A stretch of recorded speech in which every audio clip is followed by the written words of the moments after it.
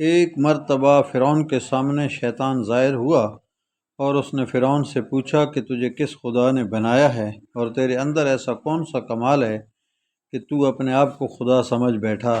فرعون نے کہا میرے پاس بہت بڑی طاقت ہے، میرے پاس سونا ہے، چاندی ہیرے جواہرات ہیں اور میں بہت بڑے ملک کا مالک ہوں۔ شیطان نے پوچھا اور کیا ہے تیرے پاس؟ چونکہ میرے پاس ایک ایسی طاقت ہے جو تیرے پاس نہیں ہے۔ شیطان نے کہا دکھاؤ۔ فرعون نے فوراً حکم دیا کہ اسی وقت 1000 جادوگر بلائے جائیں اور سب مل کر اس شیطان کو اپنی پھونکوں اور اثر سے اڑا دیں۔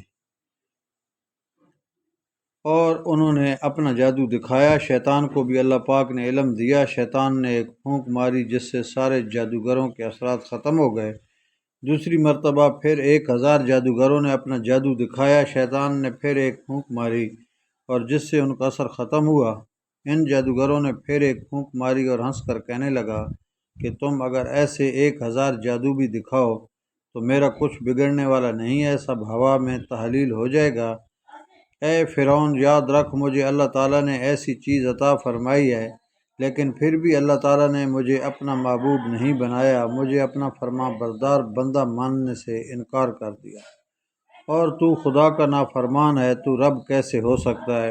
علماء کرام اس واقعے کے بعد لکھتے ہیں کہ انسان اگر خدا کی نافرمانی شہوت کی وجہ سے کر لے تو اس کا گناہ اللہ تعالیٰ معاف فرما دیتے ہیں۔ نفسانی خواہش کی وجہ سے اگر گناہ سرزد ہو جائے اور انسان اپنے گناہوں سے توبہ کر لے تو اللہ تعالیٰ اسے معاف کرتے ہیں، لیکن اگر کوئی تکبر اور غرور کی وجہ سے توبہ جیسی نعمت سے محروم ہو جاتا ہے، اللہ ہم سب کی حفاظت فرمائے۔